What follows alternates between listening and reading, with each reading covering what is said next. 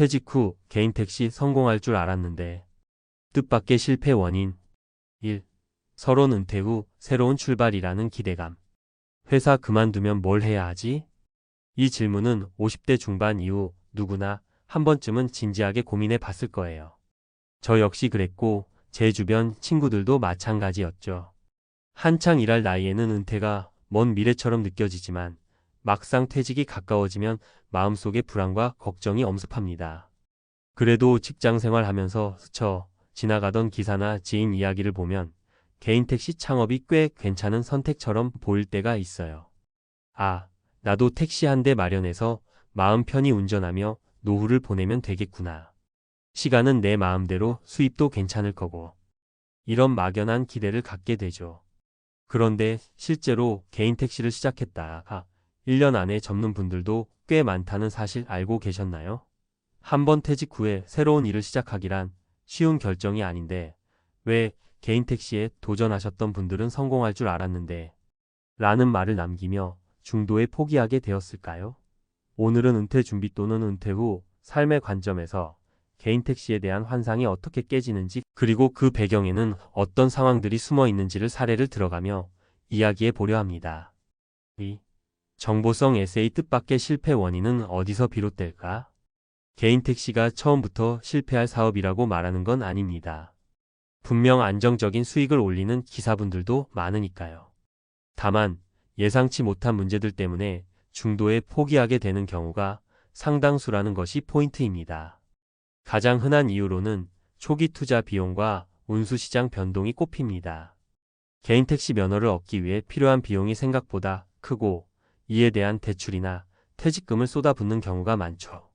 한편 플랫폼 택시의 등장과 일반 택시 수요 자체의 감소도 문제입니다. 그래도 택시니까 하루에 몇십 건은 타겠지라고 생각하지만 막상 유류비나 차량 정비, 보험료 등을 고려하면 순수익이 기대 이하가 되어버리는 거예요. 또한 자유로운 생활을 기대했으나 실제로는 반대로 내 몸이 곧 회사가 되는 환경도 만만치 않아요. 택시 안이 업무 공간이고 운전자가 곧 자신의 상사이자 직원이 되는 셈이니 휴식을 취하면 곧바로 수익도 쉬어버리는 셈이죠. 하루 수입에 대한 부담감, 길어진 노동시간, 불규칙한 생활 패턴 등은 은퇴 후 삶의 질을 떨어뜨리는 원인이 되곤 합니다. 여기에 더해 고령 운전에 대한 피로와 스트레스도 빼놓을 수 없어요. 5060대라면 아직 젊다 생각할 수도 있지만 하루 10시간 이상 운전대를 잡다 보면 허리나 무릎, 목 등 신체 곳곳에 무리가 옵니다. 또 밤낮을 가리지 않고 손님을 태워야 하기 때문에 수면 패턴까지 엉켜버리면 건강이 급격히 나빠지기도 해요. 물론 개인 택시 자체가 나쁜 선택이라는 이야기가 아닙니다. 다만 막연한 낙관이나 주변에 잘 된다더라는 이야기만 믿고 뛰어드는 것은 위험하다는 거죠. 자, 그럼 실제로 어떤 분들이 어떻게 실패를 겪었는지 3가지 사례를 들어 좀 더 구체적으로 살펴보겠습니다. 3. 사례 1. 희망차게 시작했지만 뜻밖의 지출 폭탄. 김 선배 이야기를 해볼게요. 30년간 은행에 근무했고 58세에 명예퇴직을 하셨습니다. 퇴직금을 받아들고 신중하게 고민하던 끝에 평소에 내가 운전을 좋아하니 택시를 하면 일도 재밌게 하고 사람도 만나면서 즐겁게 살지 않을까 싶어서 개인 택시 면허를 샀어요. 처음에는 월 몇백만 원은 벌겠지라고 기대했습니다. 게다가 어느 정도 여유 있는 자금도 있었기에 차도 적당한 중형차를 새로 뽑고 인테리어나 내비게이션 장비도 최신형으로 맞췄죠. 시작할 때는 오히려 설렘이 컸어요. 그런데 막상 운행을 시작해보니 기대와 현실의 간극이 너무 컸습니다. 첫째로 예상치 못한 유지비가 엄청났습니다. 차량 할부금, 보험료, 각종 세금과 유류비가 한꺼번에 들어가니 월 고정 비용이 쑥쑥 올라갔어요. 둘째, 휴식을 제대로 챙기지 못해서 몸이 버텨주질 않았습니다. 꾸준히 운행하지 않으면 수익이 보장되지 않는 구조라 마음 편히 쉬기도 어려웠어요. 1달, 2달 지나니 허리 통증과 무릎 통증이 와서 병원비까지 더해졌죠. 결국 몇 달 지나지 않아 수입보다 지출이 많아지는 바람에 이러다가는 퇴직금도 다 날리겠다 싶어 1년쯤 되던 시기에 택시를 처분하고 말았습니다. 김 선배는 나중에야 내가 택시에 대해 너무 몰랐구나. 설렁설렁하면 돈이 굴러 들어오는 일인 줄 알았는데 이게 보통 힘든 일이 아니더라라고 한탄했습니다. 4. 사례 이 실적에 쫓겨나던 회사 생활에서 벗어났지만 이 과장은 대기업 영업부서에서 25년을 일했습니다. 실적 압박에 치이며 고달픈 회사 생활을 마치고 은퇴할 생각에 늘 가슴이 뛰었죠. 그리고 오랜 시간 사람을 상대해 왔으니 손님 태우며 재밌게 소통하는 택시가 딱이겠다 싶어서 57세에 조기 퇴직을 결정하고 개인 택시 면허를 구입했습니다. 그런데 막상 현장에 뛰어들자 또 다른 실적 압박이 기다리고 있었습니다. 매일매일 주행거리에 따라 수입이 달라지고 손님이 적은 날은 수입이 거의 없다시피 하다 보니 스트레스가 어마어마했죠. 회사 때는 그래도 고정급이 있었는데 이제는 하루 벌어서 바로 생활비가 나가니 마음이 편할 수가 없더라고 이야기하더군요. 이 과장은 택시 운행을 시작하고 첫 6개월 동안은 꽤 열심히 뛰었습니다. 새벽부터 심야까지 시간대도 골고루 커버해봤죠. 그런데 건강이 급격히 나빠지면서 병원에 입원하는 지경이 되고 나니 그때부터 하루하루 쉬는 게 무서워졌다고 합니다. 한두 달 쉬면 곧바로 생활비가 마이너스가 되는 현실 때문에 영업부서의 실적 압박보다 더 큰 압박감을 느끼게 된 거죠. 결국 1년 남짓하고 난 뒤에는 몸과 마음이 다 망가져서 더는 해볼 엄두가 안 난다며 손을 놓고 말았습니다. 5. 사례 3 그래도 이 정도 자영업은 괜찮다고 생각했는데 마지막으로 최 부장 사례입니다. 평생 사업 한 번 안 해본 셀러리맨이었지만 퇴직 후에는 작은 카페나 식당을 해볼까 고민도 했대요. 그런데 식당 창업은 초기 비용이 많이 든다는 소문에 상대적으로 리스크가 적어 보이는 개인 택시를 선택했습니다. 차만 있으면 어디서든 일할 수 있고 본인이 운전만 하면 되니까 간단하다 생각했던 거죠. 하지만 최 부장이 간과했던 것은 승객을 끌어들이는 전략이나 노선 파악, 대기 장소, 선정 같은 게 생각보다 까다롭다는 사실이었어요. 특히 출퇴근 시간대에는 교통체증 때문에 더 많은 연료를 쓰고 심야 시간에는 안전 문제와 몸 상태가 걱정되니 부담이 커집니다. 내가 택시 운전을 왜 이렇게까지 힘들게 하고 있지? 라는 생각이 들기 시작하면서 소위 멘탈 관리가 안 되더라는 겁니다. 또한 주변 친척이나 친구들이 너 택시한다며. 근데 이거저거 수입은 괜찮아? 라고 물어볼 때마다 뻘쭘해지는 자신을 발견했다는 거죠. 자영업보다는 쉽고 회사 일보다는 편하겠지 싶었던 게 사실은 전혀 아니었습니다. 스트레스와 부담감이 컸고 노후 생활을 풍족하게 할 만한 수익도 안정적으로 나지 않았어요. 결국 최 부장도 가족들과 상의 끝에 10개월 가까이 운행을 하다 개인 택시를 정리했습니다. 6. 마무리 은퇴 준비, 꼭 현장 검증 후 결정하자. 이처럼 개인 택시에 뛰어들었다가 1년도 안 되어 그만두는 사례가 적지 않습니다. 그렇다고 해서 모든 개인 택시가 실패로 가는 건 절대 아니에요. 분명 수십 년째 개인 택시로 안정적인 수익을 내며 행복하게 사는 분들도 많거든요. 문제는 충분한 조사나 준비 없이 막연한 기대로 시작하는 경우가 너무 많다는 거예요. 사전 정보 수집 개인 택시 종사자들이 실제로 어느 정도 시간을 투자하고 어떤 노선에서 어느 시간대에 가장 효율이 좋은지를 알아봐야 합니다. 초기 자본과 비용 계산 차량 구입비나 면허 비용, 보험료, 유류비, 차량 정비 비용 등을 꼼꼼히 계산해서 최소 1년 정도는 버틸 수 있는 자금 계획이 있어야 합니다. 건강 상태 점검 은퇴 후에는 젊었을 때보다 회복력이 떨어질 수밖에 없어요. 장시간 운전이 가능할 정도인지 미리 건강검진과 체력 관리를 해두는 게 필수입니다. 본인의 생활 패턴 고려, 자유롭게 살고 싶다는 이유로 택시를 시작했다가 오히려 더 구속되는 느낌을 받을 수 있어요. 운행하지 않으면 수입이 곧바로 끊기니 이 점은 반드시 인지해야 하죠. 결국 은퇴 후의 삶이라는 것은 어떤 일을 하느냐보다 얼마나 철저히 준비했고 내 상황에 얼마나 잘 맞느냐가 더 중요합니다. 개인 택시가 잘 맞는 분도 있고 다른 업종의 자영업이 더 어울리는 분도 있겠죠. 어떤 길을 가든 충분한 사전 조사를 하고 주변 사례를 살펴본 뒤 현장 체험까지 해보는 게 좋습니다. 실질적으로 한 달 정도 직접 택시 기사분을 따라다니며 노하우를 배워본다거나 플랫폼 택시 쪽에서 보조기사로 일해보는 식의 체험이 큰 도움이 될 수 있습니다. 회사 생활 마치고 운전대만 잡으면 조금이나마 안정적으로 돈을 벌 수 있겠지. 이런 막연한 기대가 갖는 무서움을 위해 세 사례가 잘 보여준다고 생각합니다. 실제로 부딪혀보면 물리적 정신적으로 생각보다 훨씬 더 힘든 일이 있을 수 있거든요. 그러니 막상 현장에 가서 이게 아닌데? 하고 당황하기보다는 미리 준비된 은퇴를 위해 더 부지런히 알아보는 것이 여러분의 시간과 돈, 그리고 소중한 건강까지 지키는 길이라 확신합니다. 부디 그리 퇴직 후 개인 택시를 고민하거나 은퇴 후 새로운 도전에 대해 생각하시는 분들께 조금이나마 도움이 되었으면 좋겠습니다. 나이 들어서도 계속 일하면서 수입을 창출하는 건 분명 좋은 일이지만 무엇보다도 내 몸과 마음이 오래도록 건강해야 즐거운 노후 생활을 누릴 수 있으니까요. 여러분의 은퇴 준비, 그리고 은퇴 후의 삶에 진심으로 응원과 격려의 말씀을 전하며 개인 택시가 정말 내게 맞을까? 라는 질문을 스스로에게 던져보시길 권해드립니다. 철저한 준비와 현장 경험이 뒷받침된다면 얼마든지 새로운 길을 펼쳐갈 수 있으니까요. 무엇보다 미리 알아보고 경험해보고 자기에게 맞게 세심하게 설계하는 것이 은퇴 후 삶의 성공 비결이라는 점을 기억해 주세요. 62세 공기업 차장, 연금만 믿었다가 파산 위기, 부부의 절박한 은퇴 생존기.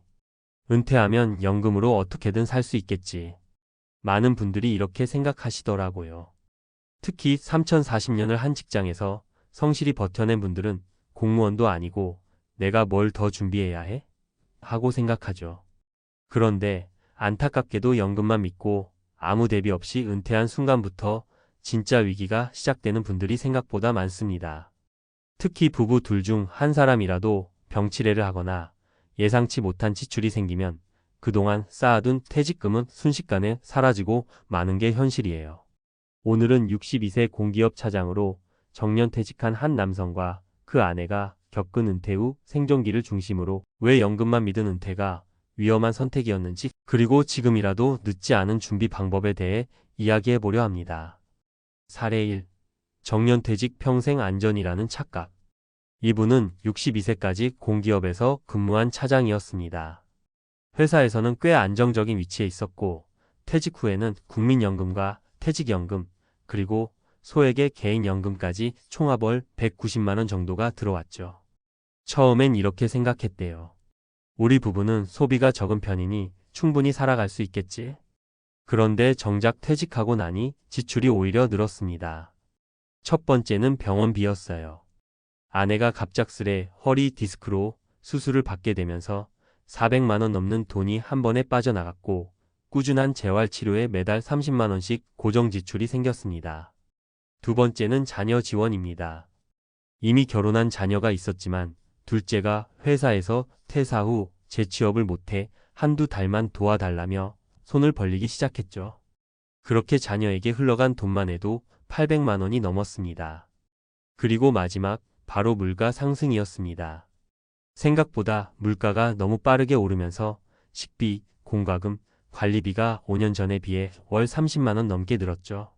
그 결과 퇴직 3년 만에 생활비가 연금으로는 턱없이 부족해졌습니다. 퇴직금도 거의 바닥이 났고요. 결국 아내는 마트에서 계산 아르바이트를 시작하고 본인은 공공기관의 시니어 인턴에 지원했지만 경쟁률이 너무 높아 번번이 떨어졌습니다. 사례 2. 우리는 돈 많이 안 써요 라는 자기위안. 이 부부처럼 말하는 분들 많아요. 우린 씀씀이가 작아서 괜찮아. 외식도 자주 안 해, 여행도 잘 안 가. 그런데 막상 은퇴하고 시간이 많아지면 생각보다 외출이 늘고 건강검진이나 작은 질병으로 병원에 들르는 횟수도 증가합니다. 또 하나 간과하기 쉬운 게 집수리나 가전제품 교체 등 일시적인 지출이에요. 이분도 퇴직 2년 차에 집 보일러가 고장나고 냉장고가 말썽을 부리면서 갑자기 수백만 원이 빠져나가 깜짝 놀랐다고 해요. 여기에 정부 지원제도에 대한 정보가 부족하다 보니 혜택 받을 수 있는 복지제도도 활용하지 못한 채 스스로 감당하고 있었죠. 연금만 있으니 괜찮다는 그 믿음이 결국 큰 함정이었던 셈입니다. 사례 3. 일이 없는 하루가 이렇게 무서울 줄 몰랐어요. 사실 이분이 가장 크게 힘들었던 건 경제적인 문제보다 정체성 상실이었어요.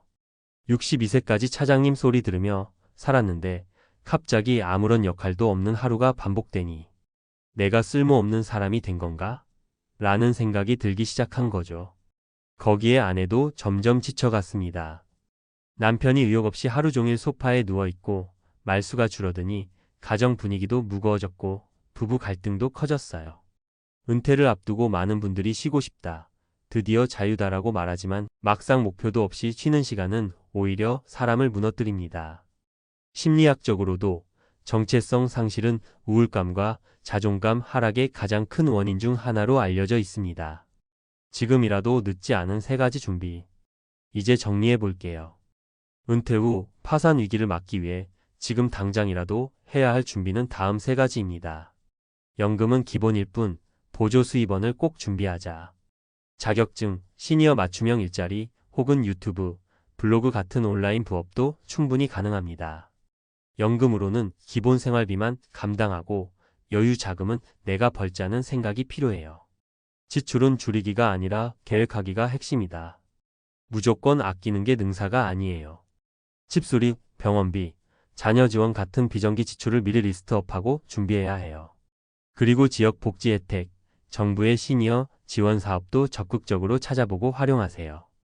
일, 건강, 관계 이 3가지는 함께 챙겨야 한다. 하루 1시간이라도 나를 필요로 하는 일에 참여하세요. 건강은 체력보다 꾸준함이 답입니다. 걷기, 가벼운 운동부터 다시 시작하세요. 배우자, 친구, 지역 커뮤니티와 연결된 삶은 외로움을 막아주는 최고의 안전망입니다. 마무리하며 연금이 있어서 괜찮을 줄 알았어요. 이 한마디가 우리 사회의 은퇴자들이 얼마나 불안정한 기반 위에서 살아가는지를 보여줍니다. 연금은 어디까지나 기본입니다. 지금부터라도 내 인생 2막을 위한 설계는 스스로 준비해야 합니다. 당신의 은퇴는 아직 끝난 게 아닙니다. 지금이야말로 진짜 살아있는 삶을 위한 시작입니다. 전문가 칼럼. 62세 공기업 차장, 연금만 믿었다가 파산 위기. 은퇴 설계 전문가가 말하는 진짜 문제. 많은 분들이 저를 찾아오실 때 이렇게 말씀하십니다. 공기업 다니다가 정년 퇴직했어요. 연금도 나오고 큰 빚도 없고요. 그냥 조용히 살려 해요. 하지만 저는 그분들의 표정을 보면 압니다. 막연한 불안감이 있다는 것을요. 그리고 대부분은 이렇게 말합니다. 연금만으로 살 수 있을 줄 알았는데 생각보다 힘드네요. 오늘은 실제 상담 사례 중 하나인 62세 공기업 차장의 사례를 토대로 왜 많은 은퇴자들이 연금만 믿었다가 위기를 맞는지, 그리고 은퇴 설계에 반드시 포함돼야 할 핵심 요소 3가지를 이야기해 보려 합니다. 사례로 보는 은퇴 후 재정의 진실. 우리는 단순히 돈을 쓰는 게 아니라 예측 못한 상황에 무너진다. 어씨는 62세까지 공기업에서 근무한 차장 출신입니다. 퇴직 후 그는 약 월 190만 원 국민연금 퇴직연금을 수령하고 있었습니다. 겉보기에 부족함 없는 생활처럼 보였지만 은퇴 3년 차에 들어서면서 생활비가 턱없이 부족해졌고 결국 부인은 마트 계산대 아르바이트를 시작했습니다. 무슨 일이 있었던 걸까요? 비정기 지출의 압박. 아내의 허리 디스크 수술로 약 400만 원의 병원비, 이후 월 30만 원의 재활치료비가 발생했습니다. 집 보일러, 냉장고 교체 등 예상치 못한 생활설비 비용이 한 번에 수백만 원씩 빠져나갔습니다. 가족 부양의 지속성. 30대 자녀의 재취업 지원으로 인해 생활비 지원이 수개월간 지속되었습니다. 한두 달만 도와달라는 말이 1년이 됐고 약 800만 원 이상의 지출이 자녀에게 흘러갔습니다. 물가 상승. 최근 5년 사이 소비자 물가가 꾸준히 상승하면서 어씨 부부의 생활비는 처음 예상한 월 160만 원, 실제 월 210만 원으로 늘어났습니다. 이처럼 은퇴 후 가계 경제는 생각보다 빠르게 무너질 수 있습니다. 연금은 기본 생활비조차 보장하기 힘든 경우가 많다는 점, 그리고 불규칙한 변수들의 무방비로 노출될 수 있다는 점을 간과해서는 안 됩니다. 연금은 기본, 그 외 준비가 노후의 질을 결정한다. 1. 보조수 입원은 반드시 필요하다. 연금만으로 생활을 유지하는 것은 매우 제한적입니다. 한국보건사회연구원 자료에 따르면 은퇴 후 안정적인 노후 생활을 위한 월소득 기준은 약 260만 원으로 단독 연금으로 이 수치를 채우는 것은 현실적으로 불가능합니다. 따라서 은퇴 후에도 꾸준한 보조수 입원이 필요합니다. 예를 들어 시니어 맞춤형 일자리 지자체나 노인 일자리 사업 등을 통한 일자리 확보, 전문 자격 활용 바리스타, 사회복지사, 정리수납 전문가 등 5060대도 취득 가능한 자격 활용, 온라인 부업 유튜브, 블로그, 강의 콘텐츠 제작 등 플랫폼 기반의 재능 수익화. 2. 불규칙 지출에 대한 대비가 필수. 은퇴 설계 시 가장 간과되는 부분이 바로 비정기지출 항목입니다. 예 병원비, 자녀 지원, 가정교체, 각종 수리비, 경조사 등. 이러한 지출은 연간 300만 원, 700만 원 이상이 될 수 있으며 연금 수입으로는 감당이 어렵습니다. 따라서 매년 예상되는 변동성 비용 항목을 미리 시뮬레이션하고 이를 커버할 수 있는 단기 유동성 자금연금 혹은 CMA, 적립식 펀드 등을 확보해 두는 것이 중요합니다. 3. 심리적 준비 정체성 회복을 위한 활동 설계. 은퇴 후 가장 많이 듣는 말 중 하나는 내가 더 이상 쓸모없는 사람처럼 느껴진다입니다. 경제적 문제 외에도 일하는 자아가 사라지며 우울감, 무기력감, 배우자와의 갈등 등이 커지는 경우가 많습니다. 이럴 때 필요한 것은 단순한 일이 아니라 의미 있는 역할을 만들어가는 일입니다. 예를 들어 주 2회 봉사활동, 마을 강사, 재능기부 활동, 작은 텃밭 가꾸기, 유튜브로 삶 기록하기, 동년배 커뮤니티 참여 및 사회적 연결 유지. 이러한 활동은 삶의 리듬과 책임감을 부여하며 우울감을 방지하는 데 탁월한 효과가 있습니다. 결론 연금만 믿는 은퇴는 위험하다. 공기업 차장 출신의 연금도 있는데 왜 힘들어요? 라는 질문은 이제 의미 없습니다. 지금은 100세 시대에 은퇴 후 삶이 3040년 더 지속되는 시대입니다. 연금은 어디까지나 기본입니다. 그 위에 어떤 구조를 더하느냐에 따라 은퇴 후 삶의 질이 달라집니다. 부부가 함께 일할 수 있는 구조, 지출을 통제할 수 있는 시스템, 정신적 건강을 지켜줄 수 있는 활동. 이 세 가지가 진정한 은퇴 설계의 핵심입니다. 나도 퇴직 후 평범하게 살 수 있을까? 라는 불안이 든다면 지금 이 순간부터라도 준비하십시오. 은퇴는 끝이 아니라 새로운 삶을 설계해야 하는 시작이니까요. 59세 의사, 병원장까지 했지만 퇴직 후 생활비 막막. 결국 선택한 두 가지 노후 대비법. 서론 돈 걱정 없는 은퇴 정말 가능할까? 의사는 평생 돈 걱정 안 하고 살겠지? 이렇게 생각하는 사람들이 많다. 하지만 현실은 다르다. 59세에 병원장까지 했던 김 원장도 그렇게 믿었다. 수십 년간 고액 연봉을 받으며 남부럽지 않은 삶을 살았지만 막상 퇴직을 앞두고 보니 현실이 만만치 않았다.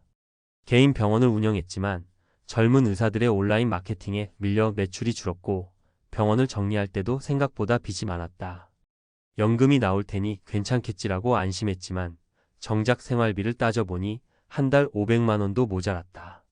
그제야 김 원장은 깨달았다.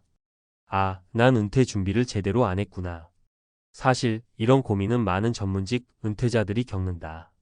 의사, 변호사, 대기업 임원 등 소득이 높았던 사람들은 막상 은퇴 후 수입이 끊기면 현실적인 고민에 빠진다. 노후 준비는 돈 많이 벌면 끝 아닌가? 라고 생각하지만 은퇴 후의 삶은 돈을 버는 것만큼이나 돈을 어떻게 쓰느냐가 중요하다. 그렇다면 김 원장은 어떻게 이 문제를 해결했을까? 1. 자산을 다시 배치하라. 고정비 줄이기의 중요성. 김 원장의 첫 번째 선택은 자산 재배치였다. 병원장 시절 그는 강남에 30평대 아파트를 가지고 있었고 수입이 많을 땐 별 고민 없이 살아왔다. 하지만 퇴직 후 매달 나가는 관리비, 건강보험료, 세금까지 합하면 생활비 부담이 상당했다. 어차피 애들도 독립했으니 굳이 강남에 살 필요가 있을까? 김 원장은 서울 외곽으로 이사를 결심했다. 전세를 놓고 수도권 중소도시로 내려갔더니 집값 차액으로 생활비 5년치를 확보할 수 있었다. 또 생활비 부담이 줄면서 불필요한 스트레스도 확 줄었다. 교훈 은퇴 후엔 돈을 버는 것뿐만 아니라 돈을 덜 쓰는 것이 중요하다. 생활비가 부담된다면 주거 비용을 조정하는 것도 방법이다. 유지비가 많이 드는 차나 별장 같은 고정비 덩어리도 점검해야 한다. 2. 새로운 소득원 만들기 전문성을 살려라. 퇴직 후 가장 큰 고민은 역시 고정소득이 없다는 것이다. 김 원장은 처음엔 쉬면서 여행도 다니고 골프도 즐겼지만 시간이 갈수록 불안감이 커졌다. 돈을 쓰는 속도보다 버는 속도가 느리면 어쩌지? 결국 그는 의사라는 전문성을 살려 새로운 소득원을 만들기로 했다. 사례 1 온라인 건강 상담. 김 원장은 자신이 다년간 쌓은 경험을 활용해 온라인 건강 상담을 시작했다. 처음엔 지인이 운영하는 유튜브 채널에 출연했는데 예상보다 반응이 좋았다. 병원에 가기는 애매한데 궁금한 것들을 시청자들이 질문했고 김 원장은 이를 정리해 유료 상담 서비스로 발전시켰다. 한 달에 3,040명만 상담해도 생활비 걱정은 없었다. 내가 직접 병원을 운영하지 않아도 내 지식으로 돈을 벌 수 있다는 걸 알게 됐죠. 사례 2 대학교 강의 및 컨설팅. 김 원장은 예전부터 후배 의사들을 가르치는 것을 좋아했다. 그래서 대학교에 연락해 시간 강사 자리를 알아봤고 몇 달 만에 의료 관련 강의를 맡게 됐다. 한 학기에 34번 강의하는 것만으로도 연금 외 소득이 생겼고 강의를 하다 보니 의료 컨설팅 의뢰도 들어왔다. 교훈. 은퇴 후에도 전문성을 살릴 수 있는 방법을 고민하라. 온라인 강의, 상담, 컨설팅 등 다양한 방식으로 활용할 수 있다. 3. 소비 패턴을 바꿔라. 행복한 소비 습관. 은퇴 후 가장 무서운 것은 자신도 모르게 늘어난 지출이다. 김 원장은 퇴직 후 초반에는 예전 습관대로 지출했다. 해외여행, 골프, 고급 레스토랑 등 익숙했던 소비 방식이 문제였다. 하지만 곧 깨달았다. 이대로 가면 몇 년 후엔 진짜 생활비가 부족해질 수도 있겠구나. 그래서 그는 소비 패턴을 점검했다. 사례 3 현명한 취미 찾기. 김 원장은 기존의 비싼 취미 골프, 해외여행 대신 저렴하면서도 만족도가 높은 취미를 찾기로 했다. 그가 선택한 것은 트레킹과 독서 모임이었다. 처음엔 골프를 못 치는 게 아쉬웠는데 막상 해보니 건강도 챙기고 지출도 줄어서 만족도가 높았어요. 트레킹을 하며 만난 사람들과 자연스럽게 새로운 인맥이 형성되었고 독서 모임에서는 다양한 사람들과 교류하며 무료 강연 기회도 얻었다. 교훈. 은퇴 후엔 돈이 덜 드는 취미를 찾는 것이 중요하다. 골프, 해외여행처럼 고비용 취미 대신 독서, 트레킹, 봉사활동 등 비용 대비 만족도가 높은 활동을 고려해보자. 결론 노후 생활비 해결, 이렇게 대비하라. 59세 병원장 출신 김 원장은 결국 두 가지 전략으로 은퇴 후 생활비 문제를 해결했다. 자산을 재배치해 고정비를 줄였다. 주거비 부담을 낮추면서 생활비를 절약. 전문성을 살려 새로운 소득원을 만들었다. 온라인 건강상담, 대학교 강의, 의료 컨설팅 등으로 추가 수입 창출. 추가적으로 소비 습관을 바꿔 현명한 취미를 찾는 것도 중요한 요소였다. 은퇴 후 가장 위험한 것은 아직 돈이 있으니까 괜찮겠지라는 착각이다. 준비 없이 맞이한 은퇴는 누구에게나 위기가 될 수 있다. 하지만 소득을 만들고 지출을 줄이며 돈을 덜 쓰는 만족도를 높이는 습관을 가지면 은퇴 후에도 행복하고 안정적인 삶을 만들 수 있다. 당신은 어떻게 은퇴를 준비하고 있는가? 지금부터라도 늦지 않았다. 지금이라도 실천하면 막막한 노후가 아닌 든든한 미래가 펼쳐질 것이다. 은퇴 후 생활비 문제를 완전히 해결하는 3단계 실천법. 59세 병원장 김 원장의 사례를 통해 은퇴 후 생활비를 해결하는 핵심 전략을 살펴봤다. 하지만 많은 사람들이 나는 지금 뭘 해야 하지? 라는 고민을 할 것이다. 돈을 많이 번다고 해서 노후가 보장되는 게 아니다. 은퇴 후에도 안정적인 생활을 지속하는 사람들과 불안 속에서 허덕이는 사람들의 차이는 결국 실천 여부에 달려 있다. 그렇다면 은퇴 후 생활비를 걱정하지 않으려면 지금부터 어떤 실천이 필요할까? 지금부터 3단계 실천법을 소개한다. 1단계 고정비 다이어트 마이너스 월 100만원 줄이면 노후가 바뀐다. 대부분의 사람들이 소득을 늘려야 한다는 생각에 집중하지만 사실 노후에는 돈을 덜 쓰는 것이 곧 돈을 버는 것과 같다. 체크포인트 내 생활비에서 줄일 수 있는 항목은 김 원장은 은퇴 후 매달 500만원 이상이 필요할 것이라 예상했지만 고정비를 점검해보니 400만원으로도 충분했다. 대표적인 지출 항목을 점검해보자. 1. 주거비 유지비가 많이 드는 집이라면 다운사이징이 해답이 될 수 있다. 2. 자동차 비용 차량 유지비 세금, 보험, 주유비를 따져보고 대중교통 이용을 고려하자. 3. 보험료 필요 없는 보험이 있는지 확인하고 정리할 수 있는 항목을 점검한다. 4. 식비 외식비 비중이 크다면 가정식과 간단한 요리로 전환하면 절약 효과가 크다. 5. 여가 비용 기존의 고비용 취미 대신 저비용이면서 만족도가 높은 취미를 찾아보자. 고정비 줄이기의 핵심 원칙. 고정비를 100만원 줄이면 연간 1200만원 절약. 작은 변화만으로도 노후 1020년 동안 수천만원을 절약할 수 있다. 돈을 덜 쓰는 삶에 익숙해지면 행복의 기준도 바뀐다. 2단계 안정적인 소득원 만들기 마이너스 조금씩 꾸준히 평생 가는 수입. 은퇴 후 가장 불안한 요소는 소득이 없다는 것이다. 그렇다면 어떻게 안정적인 소득원을 만들 수 있을까? 체크포인트 내가 가장 쉽게 돈을 벌 수 있는 방법은 김 원장 사례처럼 전문성을 활용하는 방법. 작은 일이라도 꾸준히 지속할 수 있는 부업 만들기. 리스크 없이 시작할 수 있는 온라인 기반의 소득 모델 찾기. 사례 1. 55세 퇴직 후 작은 강의로 연금 보완한 홍 교수. 홍 교수는 대학에서 30년간 강의하다가 은퇴했다. 연금이 있지만 추가 소득이 필요해 작은 세미나와 유료 온라인 강의를 시작했다. 주 12회 강의만으로 한 달에 15만 200만 원이 추가되니 생활비 부담이 확 줄었어요. 사례 2. 60세 퇴직 후 글쓰기로 월 100만 원 벌게 된 이 변호사. 퇴직 후 특별한 소득원이 없던 이 변호사는 온라인 칼럼을 쓰면서 월 100만 원을 벌게 되었다. 전문성이 없어도 꾸준히 글을 쓰면서 수익을 창출할 수 있는 블로그나 유튜브는 노후 소득원에 좋은 예다. 사례 3. 58세 은퇴 후 작은 쇼핑몰로 월 200만 원 버는 김 사장. 김 사장은 평소 관심 있던 건강식품을 온라인에서 판매하며 은퇴 후에도 안정적인 소득을 확보했다. 한 달에 몇 시간만 투자하면 되는 일이라 부담 없이 지속할 수 있어요. 노후 소득 창출의 핵심 원칙. 리스크 없이 작게 시작해서 점점 키워나가는 방식이 가장 안전하다. 나이와 상관없이 온라인을 활용하면 새로운 기회를 만들 수 있다. 소득이 조금이라도 있으면 연금 부족에 대한 불안감이 줄어든다. 3단계 소비의 가치 재설정 마이너스 돈을 쓰는 방식을 바꾸면 행복해진다. 돈이 많아도 소비 습관이 잘못되면 노후가 불안하다. 하지만 돈을 쓰는 방식을 바꾸면 같은 돈으로도 훨씬 풍족한 삶을 살 수 있다. 체크포인트 내가 소비하는 방식이 정말 필요한가? 비싼 것만이 좋은 것이 아니다. 돈을 많이 쓰지 않아도 만족도를 높일 수 있다. 비용 대비 만족도를 높이는 소비 습관 여행, 외식, 취미 비용을 점검하자.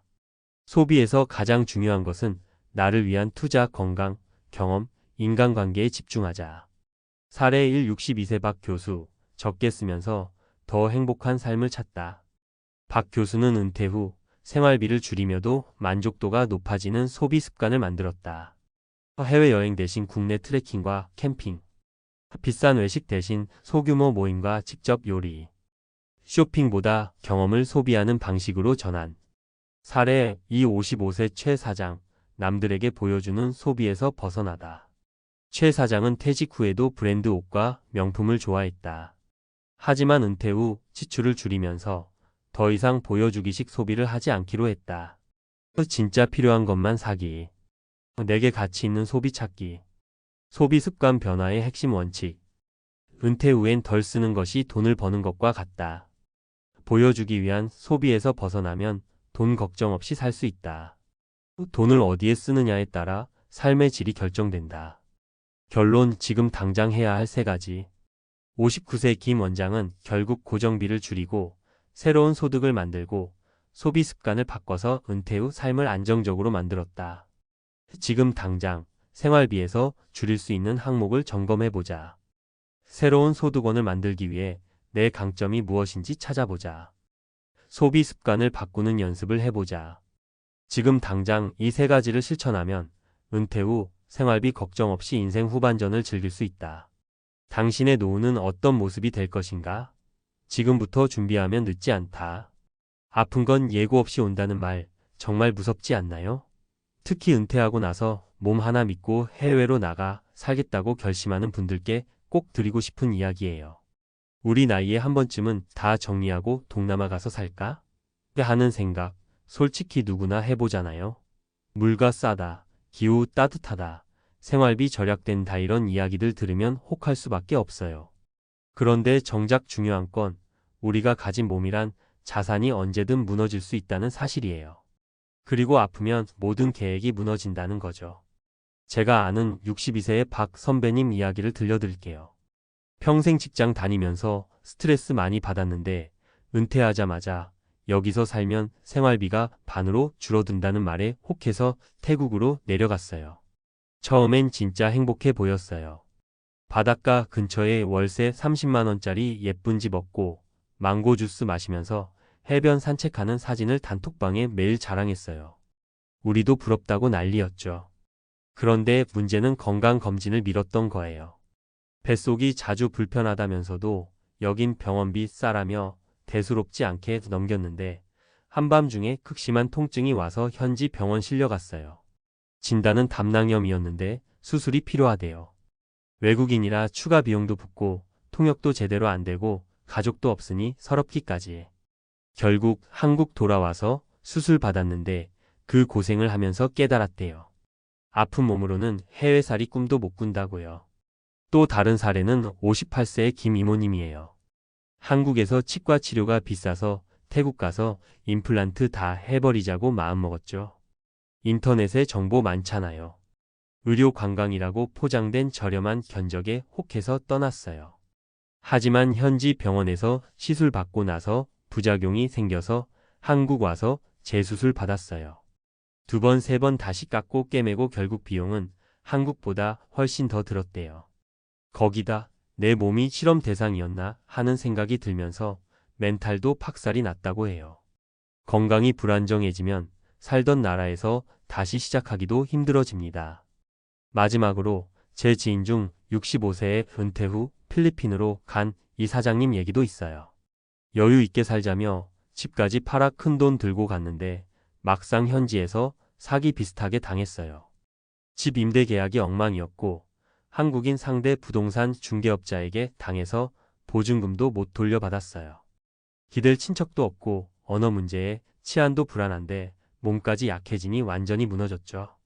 결국 한국 돌아왔는데 집도 없으니 월세 전전하면서 내가 왜 그때 다 정리하고 갔을까 후회만 남았대요. 이게 다 남의 일 같나요? 나도 건강 자신 있을 때는 감기야 뭐 약 안 먹어도 잔 다음 괜찮아지더라 하고 살았어요. 근데 나이 들면 그게 안 돼요. 한번 크게 아프면 입원, 재활, 약값, 간병비 다 달라붙어요. 혼자 해외살이 한다는 건 그 비용이 더 크다는 거예요. 항공권 끊고 가는 것만 해도 큰 부담이에요. 아픈 몸 이끌고 공항까지 가야 하고 한국 돌아오면 내가 이 나이에 왜 이 고생을 하나 싶은 생각이 밀려오죠. 은퇴 후 동남아 이주를 부정하는 게 아니에요. 제발 현실적인 준비는 하고 가라는 거예요. 장기 여행처럼 가서 지내보고 계절별 기후 경험하고 현지 의료체계 직접 이용해보고 위급 상황 대비책 마련하고 비자 문제도 꼼꼼히 따져보세요. 그리고 가족이 있는 한국에 어떻게 돌아올지도 계획해두세요.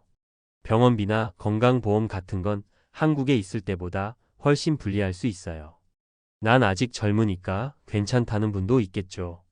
하지만 은퇴 후 해외살이는 휴가가 아닙니다. 매일이 생활이고 매일이 싸움이에요. 언어, 문화, 음식, 기후 다 다르고 거기에 내 몸이 예전 같지 않으면 고립감이 배가 돼요. 결국 이게 행복이냐는 회의감이 듭니다. 저는 그래서 동남아는 여행하라고 말씀드리고 싶어요. 여행은 좋습니다. 1개월, 2개월 겨울 피해서 따뜻한 데 가서 쉬세요. 그 정도면 충분해요. 다 정리하고 거기 살겠다고 나서는 순간 준비 안 된 사람에겐 진짜 지옥이에요. 부디 꿈은 품되 준비 없는 낭만주의는 경계합시다. 인생의 마지막 장을 해외에서 멋지게 열겠다는 포부가 나쁜 게 아닙니다. 다만 그 꿈을 지탱해줄 현실 계획이 없다면 그게 바로 함정이 될 수 있다는 걸 잊지 마세요. 우리 모두 건강을 제일 큰 자산으로 지킵시다. 그리고 은퇴 후 삶을 더 행복하게 누리기 위해 해외살이도 냉정하고 철저하게 준비해 봅시다. 그러면 여행도 이주도 다 훨씬 즐거워질 거예요. 이제는 좀 더 실질적으로 동남아 은퇴 이주를 진지하게 생각하는 분들이 반드시 알아야 할 구체적인 정보, 준비 팁, 현실적인 수치와 리스크를 아주 솔직하게 이야기해 볼게요. 최대한 편하게 말하듯 풀어드리지만 내용의 깊이는 전문가 입장에서 꽤 현실적으로 다룰 겁니다. 자, 여러분이 가장 많이 궁금해하고 실제로 가장 큰 변수로 작용하는 건 결국 생활비, 의료비, 거주비 세 가지입니다. 먼저 1. 생활비 현실부터 얘기해 볼게요. 많이들 동남아는 한 달 100만 원이면 산다는 말 많이 보셨을 거예요. 맞아요. 그건 가능합니다. 단 조건이 있어요. 현지 음식 위주로 먹고, 에어컨 적게 틀고, 교통비 줄이려고 대중교통이나 걸어 다니고, 술, 담배, 외식 자주 안 하고, 의료비 지출 안 나올 때, 즉 굉장히 소박하게 살아야 100만 원 언저리가 됩니다. 실제 제 고객 중 63세 부부가 태국 치앙마이에서 살아요. 매달 쓰는 돈이 평균 160만 원 정도 나옵니다. 이분들 기준으로 살펴보면 집 임대료 1베드룸 콘도 중심지 아니고 외곽 약 40만 원, 식비 연지 식당 자취 요리 약 50만 원, 전기 수도 인터넷 약 10만 원, 교통비 약 5만 원, 여가 기타 2,030만 원, 의료 비정기검진, 간단한 치료 포함 월 평균 1,020만 원 정도 예산. 여기서 핵심은 뭐냐면 의료비가 불규칙적으로 크게 나올 수 있다는 거예요. 한번 큰 병 걸리면 태국 사설 병원 입원비가 하루 20만 50만 원 이상 나옵니다. 심장 스텐트 시술 400만 600만 원 수준. 암 진단 후 항암 치료는 수천만 원까지 갈 수 있어요. 한국 국민건강보험처럼 부담이 적은 게 아니에요. 외국인이라 현금 진료가 원칙이고 보험이 없다면 전액 본인 부담입니다. 그래서 이 의료보험 준비가 핵심입니다. 많은 분이 놓치는 게 이 부분이에요. 한국 건강보험 지역 가입자 유지하고 한국 병원도 다닐 수 있게 하세요. 장기 체류할수록 이거 끊어버리고 현지 보험으로 전환하거나 무보험으로 가는 분이 많은데 큰 리스크입니다. 현지 보험도 알아보세요. 태국, 필리핀, 말레이시아 등에서 외국인 대상 사설 보험이 있지만 연령이 높을수록 보험료가 급격히 올라갑니다. 65세 기준으로 연 300만 500만 원 내야 되는 경우 흔합니다. 보험 가입이 거절되기도 해요. 고혈압, 당뇨, 암 경험자라면 가입이 안 되거나 보장이 제외됩니다. 3. 거주 문제도 진짜 중요합니다. 비자 문제를 너무 쉽게 생각하지 마세요. 태국의 은퇴 비자난 -이머그런트 5-A 같은 경우 연간 80만 바트 약 3천만 원 현금 증빙이나 연금 수입 증빙이 필요합니다. 필리핀의 SRRV 은퇴 비자도 2만 5만 달러 예치금이 필요해요. 말레이시아 MMEH는 예치금이 훨씬 커졌습니다. 그냥 무비자로 출국했다, 입국하면서 비자런 하는 건 요즘은 점점 단속이 심해지고 있고 나이 들수록 정말 고생이에요. 또 한 가지 실질적으로 부동산 문제도 생각해야 합니다. 외국인 단독 명의로 토지 구매 안 됩니다. 콘도미니엄만 일부 가능하거나 현지인 명의로 사기 계약하다가 사기당하는 사례 많습니다. 임대 계약도 1년 이상 장기 계약은 한국처럼 안전한 게 아니에요. 중간에 집주인 마음 바뀌면 나가야 하는 경우 허다합니다. 4. 가족, 사회적 고립 문제도 현실입니다. 한국 물가 너무 올라서 나갈래 하는데 사실 한국에서는 친구, 형제, 자식, 병원, 공공복지 시스템이 있습니다. 해외살이하면 외롭고 언어 장벽이 커요. 노년의 가장 큰 문제는 고립이에요.